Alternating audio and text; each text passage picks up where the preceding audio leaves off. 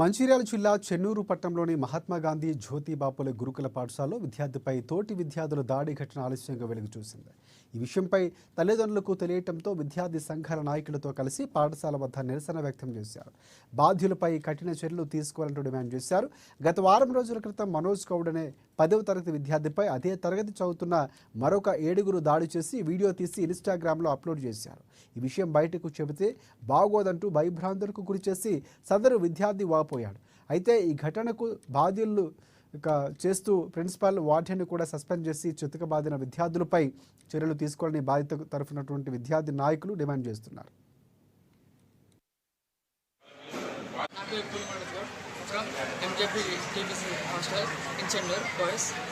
నన్ను ఒక రోజు సిక్స్త్ రోజు నైట్ ఇలా 5 days మీద తీసుకువెళ్ళి కొట్టారు. ఎందుకు కొట్టారంటే వాళ్ళకి బాడీ దేవనంట పని చేయాలంట.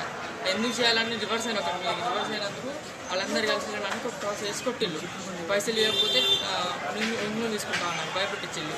నువ్వు చెన్నూరు దాటి రాబోయి ఏం పిక్కున్నావు బీపో రావడం ఇట్లా బెదిరించిళ్ళు. అందుకే నేను చంపుతా అన్నాడు. అందుకే భయపడి ఫస్ట్ చెప్పలేదు, తర్వాత నాకు బాగా భయం అయ్యి చెప్పేసిన అందరికీ. ఖచ్చితంగా ఈ ఇన్స్టిట్యూట్ పనిచేస్తున్నటువంటి ప్రిన్సిపల్ని అదేవిధంగా ఆ వాచ్మెన్ని ఖచ్చితంగా సస్పెండ్ చేయాలి, డిబార్ మొత్తాన్ని తీసేయాలి, ఇన్స్టిట్యూట్ నుండి తీసేయాలి.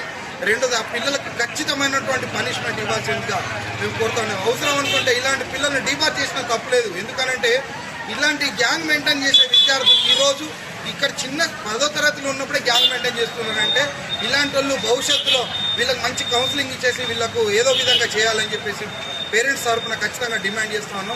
ముఖ్యంగా మా డిమాండ్ ఒక్కటే, ఈ ప్రిన్సిపాల్ గారిని వీలైనంత తొందరగా, ఈ వాచ్మెన్ని ఈ ప్రిన్సిపాల్ని వీలైనంత తొందరగా ఈ రోజు సస్పెండ్ చేయాలని చెప్పేసి మేము ఆల్రెడీ కన్వీనర్ గారికి కూడా ఇన్ఫర్మేషన్ ఇచ్చినాము, అదేవిధంగా సెక్రటరీ గారికి కూడా ఇన్ఫర్మేషన్ ఇచ్చినాము.